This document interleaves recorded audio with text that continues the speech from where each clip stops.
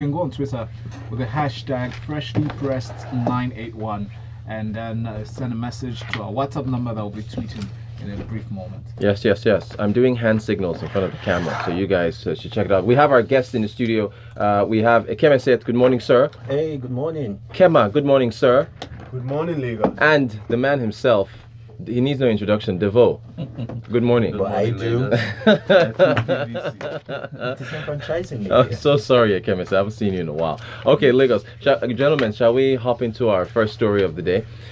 Devoe, I believe this is you. We're going to go to you for this story from the Vanguard. Port security. NIMASA to sanction port facility for late collection of compliance certificates in a bid to increase security standards at the ports. The Nigerian Maritime Administration and Safety Agency NIMASA has threatened to sanction port facilities that refuse to collect their certificates of compliance. Of course, as we know, NIMASA is the designated authority in charge of the implementation of the International Ships and Port Securities, the ISPS code. Devoe, what do you think about this this development here from NIMASA? Well, there's not much of a story here. No? So we'll save time. I wasted time reading this thing? Is that what you're saying? I'm looking at the reporter, but the truth is they're simply doing their job in control and audit, and they're saying that these ships, some of the port facilities have been operating without producing their certificate of compliance. And in most cases, when this happens, so many things are taken for granted. And this certificate is supposed to enable them to be able to operate and deal legally. So they've given them a concession till 31st March to make this happen. Yeah. Or else they'll attract some very stiff fines and penalties. So are you expecting compliance? Yes, we're going to get some compliance from the operators. Well, yes? the story doesn't state as to the past history or behavior of these people, but let's take it that NIMASA is on top of what they're doing. Okay. We move on to the Punch. Elections. What were you saying in Yoruba about PVC, Devoe? Cool PVC. Okay, INEC. Here's the headline from the Punch. INEC raises the alarm on budget delays. CDHR and others flay National Assembly. Ikemesit, I believe we're coming to you with this story. The Independent National Electoral Commission says that the delay in passing the budget for the 2019 elections gives cause for concern. Commissioner for the Voter Education at INEC, Solomon Soyebi, said this on a program on TV. He said that the conventional budget for the running of the commission has been approved, but the budget for the 2019 elections, which was submitted separately, has not been approved, adding that it was worrisome, given the fact that the 2019 elections are less than a year away. Thoughts? Any reason to worry? I mean, yeah? Yeah, of course. I mean, we're about 328 days out from the election, so it's a couple of things really. This situation might not be unconnected with the face-off between the presidency and the National Assembly over a range of issues. You see that the National Assembly just recently started moving on reconstituting the NPC, to give it more decision-making power in terms of beefing up the quorum of the organization. You're looking at them considering a couple of appointments that have stalled in the National Assembly. And I think the most important piece from the National Assembly's perspective is that the presidency seems to be foot dragging with respect to the reordering of the sequence. And so from INEC's perspective, and part of the reason why I have been substantially underrepresented in Freshly Press is because I've been running around the country talking to folks like INEC, and they are really concerned. And I mean, on the ground, you talk about the fact that in several states, especially in the South, PVC collection has fallen behind, and part of the reason is that because the election budget has not been approved, the INEC has had to cut back and scale back, and so instead of making PVCs available at potential polling units, they've had to only walk out of local government headquarters. And for example, if I take my local government, for example, in Akwa State, it is a substantial distance, say, from my village, for example. So you're thinking about the cost-benefit trade-off of going to collect your PVC. Do I really need to be involved in the political process? And what will I even stand to gain in any case if I go vote? I mean, it's not like these politicians are going to come and do anything. And so from INEC's perspective, not having this budget approved will severely dampen its ability to at least marshal up logistics for the elections. And so it is a real cause for concern. I think this is probably one of the things that the National Assembly should look at and say, okay, maybe we should hands off this a bit. We can have the fight over the election sequence bit, but at least when it comes to the budget, so that INEC is actually empowered, because there's an approval process, right? It's one thing for the budget to be approved, it's one thing for it to be communicated back to the presidency, for it to be signed, and then for Kemi Adeosun and the Ministry of Finance to actually do the disbursements and so. So people should get ready for a shift in election date. We're saying it now because it takes time to get this done, and you can't expect INEC to perform magic overnight. Right. That word logistics is very big. Right. There's so much under it. I cannot imagine the number of places INEC has to be present, omnipresent at the same time to function as effective as we want them. So Nigerians, be mindful when you're selecting your National Assembly people who seem to keep this government on hold. Real quick, I want to get you guys to comments from the CDHR and CACO. So CDHR is the Committee for Defense of Human Rights. CACOL is, of course, the Center for Anti-Corruption Open Leadership. A quote here from the CACOL Director, Devoe Okorie. We hope that this is not part of a grand conspiracy to blackmail INEC into submission, given the influence that the National Assembly wants to wield on that commission. Any weight to this comment? It's hard not to agree with these guys at this point. I mean, our politicians are not exactly the best at taking responsibility, especially when much of the responsibility rightly inures back to them. So yeah, I think INEC is in a very delicate spot right here, and we are looking at the possibility of INEC being single-handed scapegoat in this light. Should INEC be privately funded? No. Come on. No. No. INEC for so many issues with which we do not have the time to examine on breakfast. No, INEC cannot be privately funded. Okay, let's move on.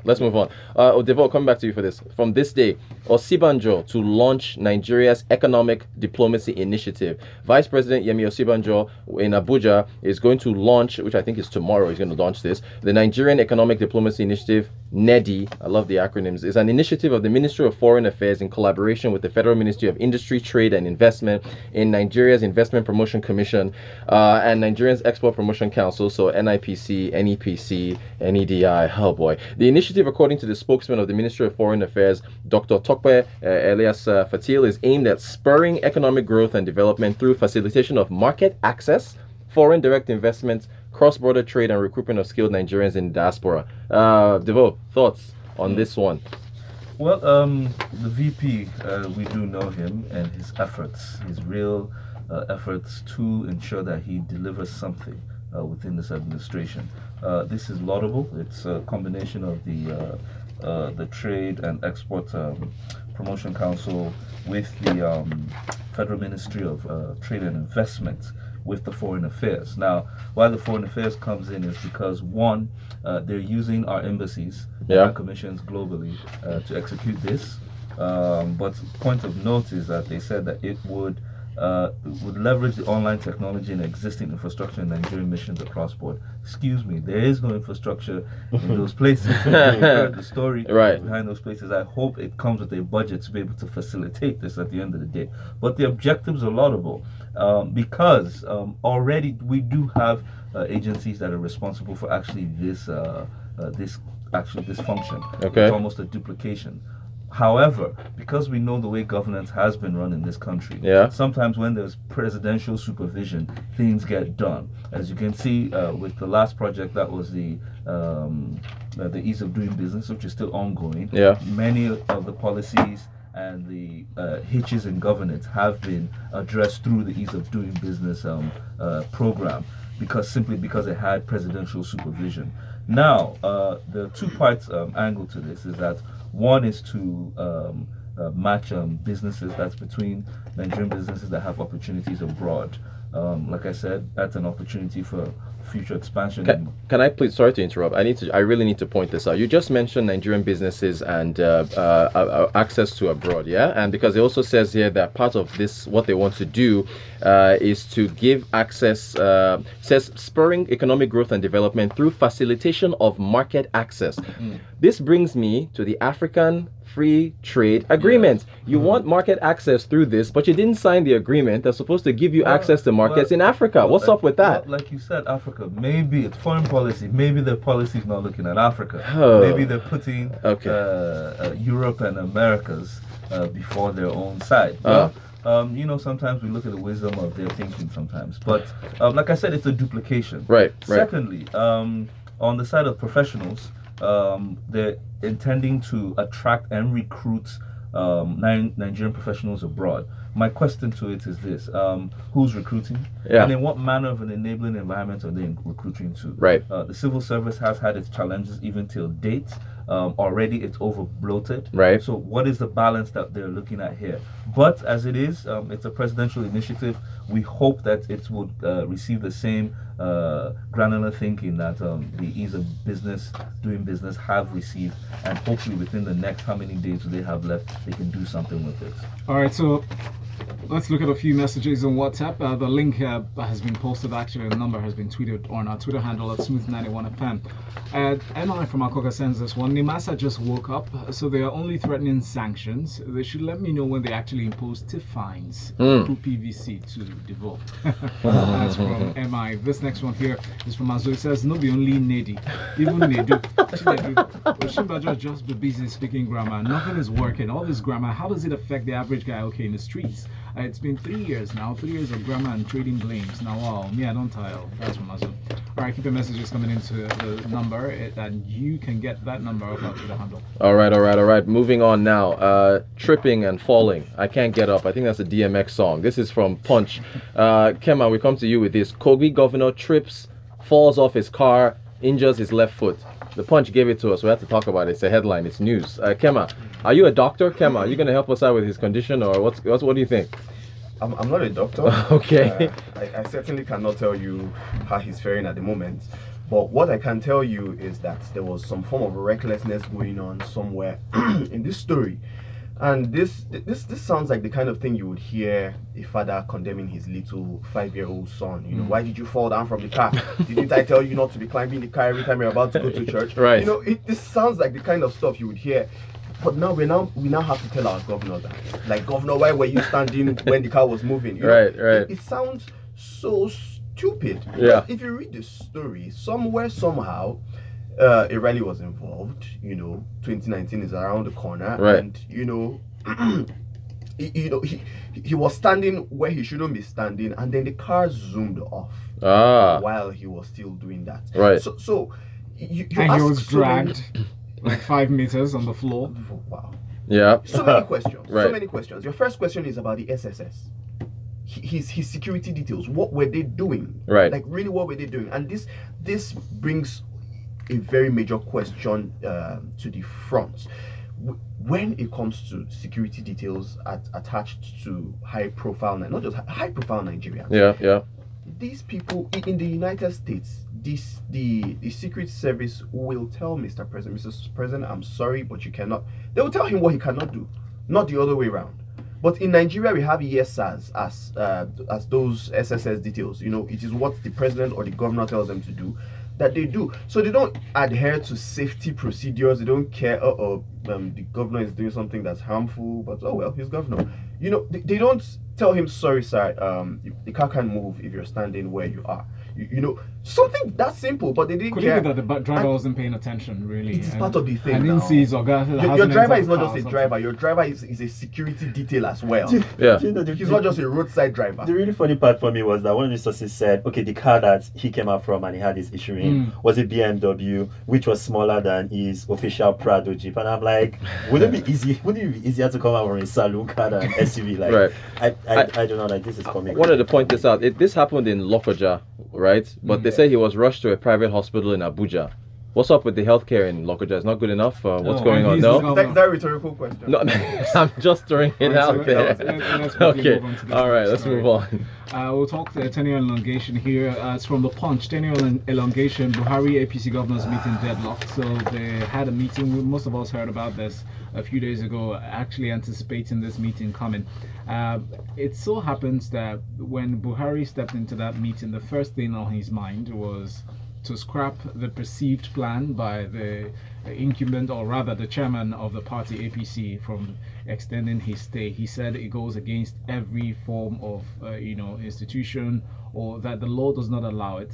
In his words, that there were indications that President Muhammadu Buhari and all progressive governors meeting at the presidential villa on Tuesday ended in a deadlock when the two parties failed to make a decision on the tenure of the APC National Working Committee.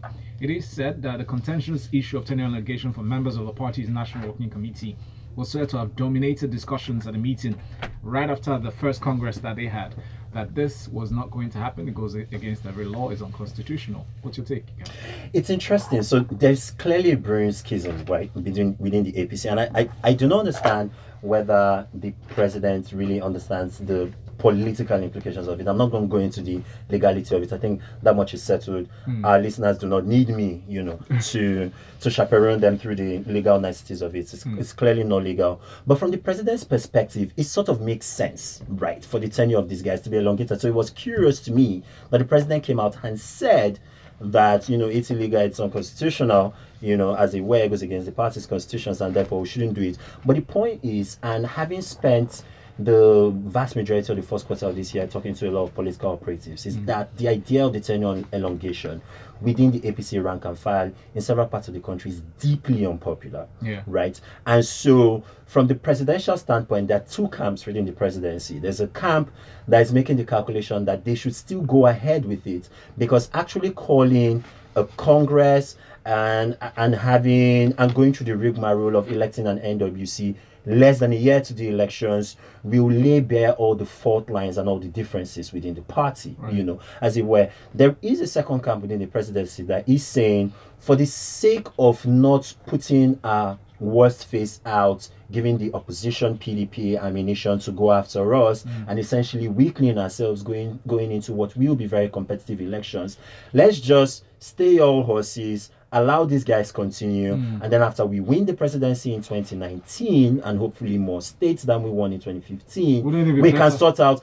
our house issues. But the point is, there are so many people that are deeply within the APC rank and file, they are deeply unhappy with the president's performance. They are deeply unhappy with the way the National Executive Committee of the party has treated them, and they want these guys out. They want them out now. They feel if the tenure elongation actually does happen, it will set a precedent. It will ruin your chances. Yeah, it will set a precedent. It will ruin the chances of so-called up-and-coming party stalwarts, right? For inserting their people in there, as it were, and it might essentially weaken them. So it's a really, really interesting dynamic going on within the APC right now. So interesting to watch. We'll check out the details as the drama unfolds. So now the next one we're taking a look at is from The Guardian this morning. Fresh hope for economy as CBN's policy committee resumes meeting. So the nation's economy may be exiting a 6-month apathy and cautious mode imposed on it by the standoff between the federal legislature and the executive, as the decision of the Monetary Policy Committee, MPC, of the Central Bank of Nigeria will be ready today,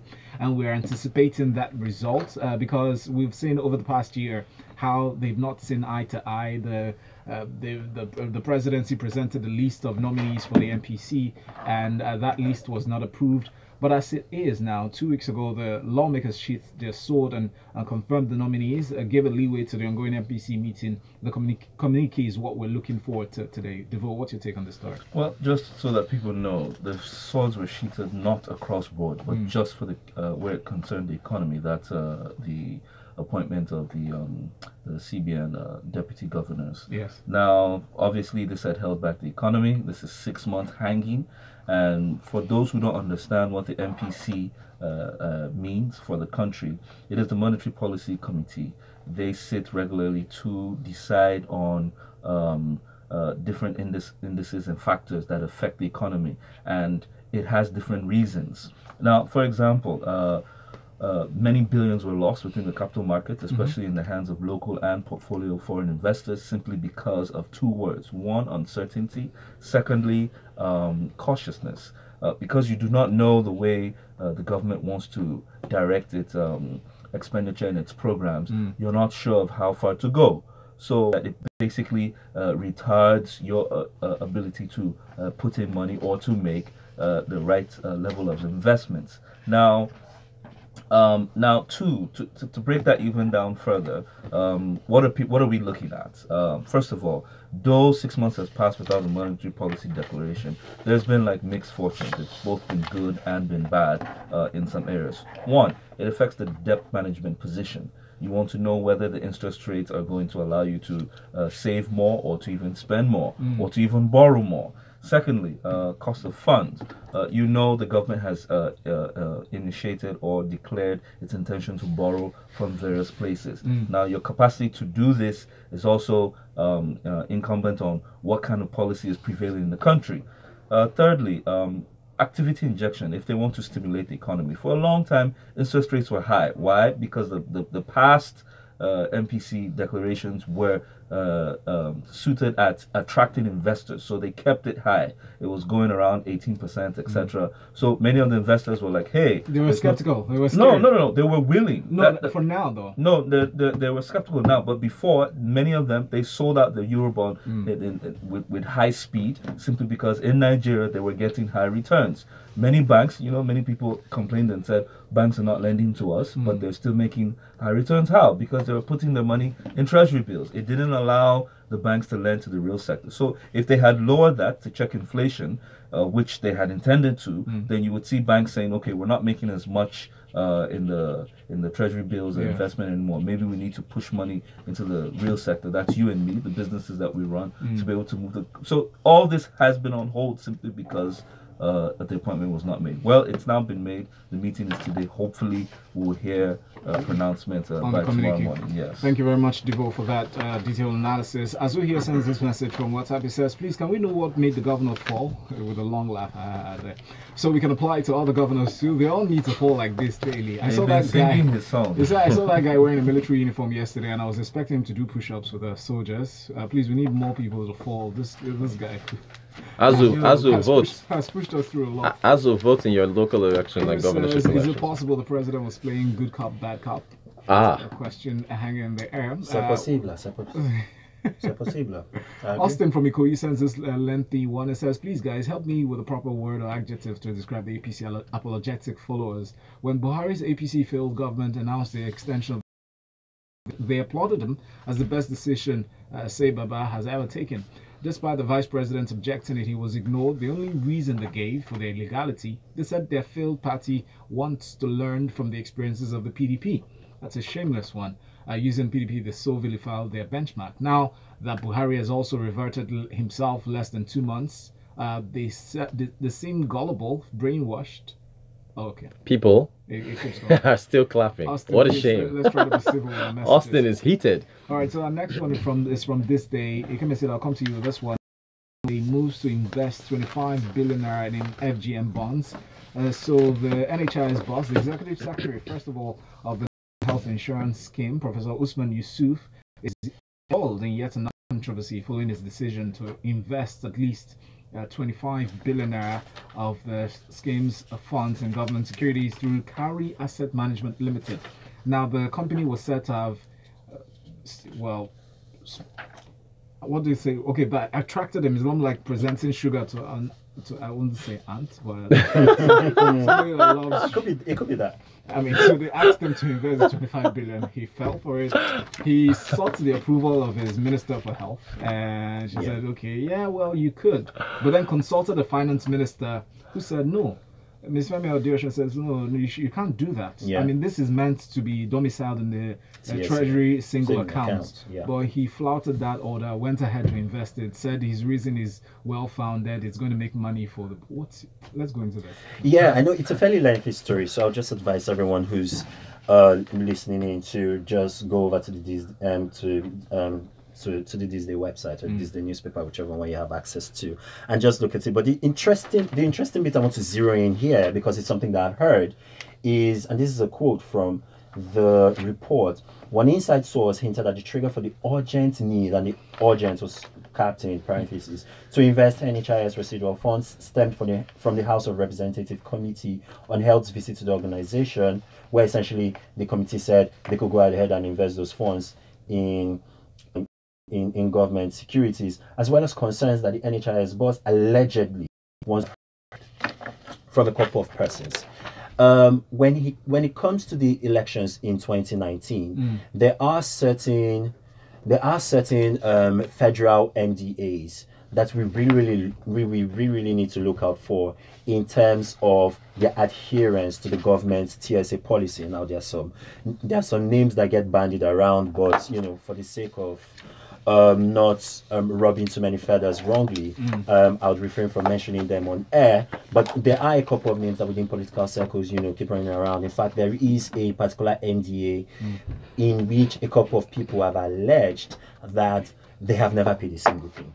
Right, into the TSA, and part of the reasoning for that is that these MDAs will serve essentially as slush funds to enable the federal government have the funds necessary to prosecute the election campaign in 2019. And so when you think about the fact that there are people like that particular MDA,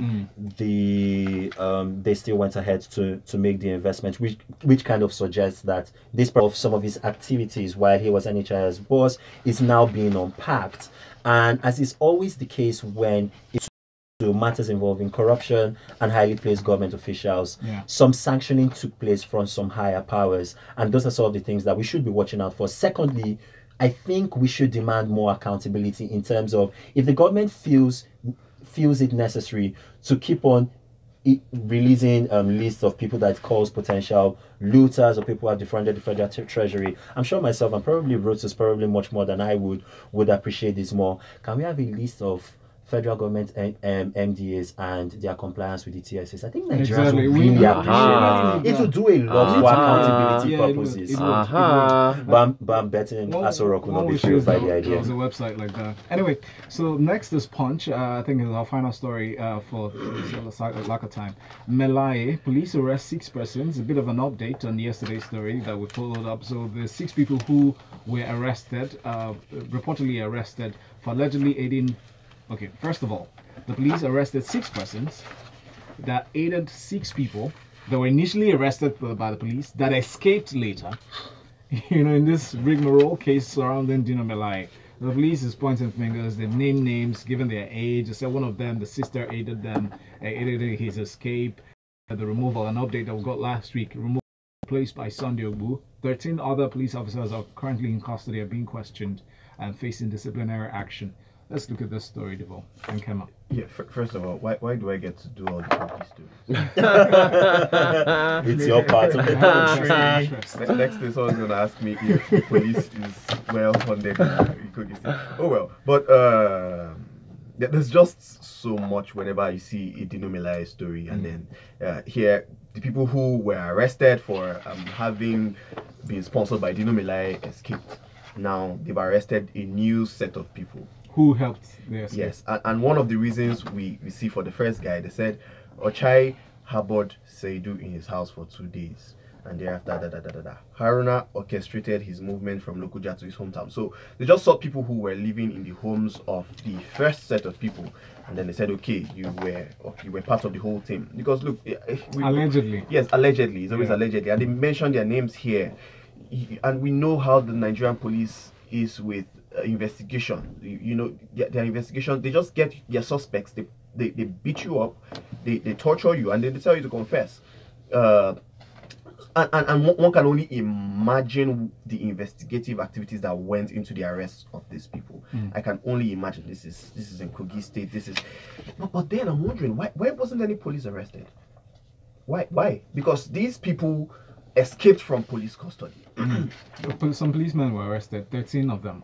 Okay, 13 have been arrested. Disciplinary action, they're being detained, and I'm hoping that they're being questioned as well. Okay. Yeah. Okay. As the Commissioner of Police was, taken off his office. But we're out of time. Okay. Thank you so very much, guys, for being here. Devoe, Ikemesit, Kema, Smith, 01. So we're all on Twitter. Make sure you follow us at Smooth91 FM. We'll be coming up next with Locker Room inside of Sports at 8:15.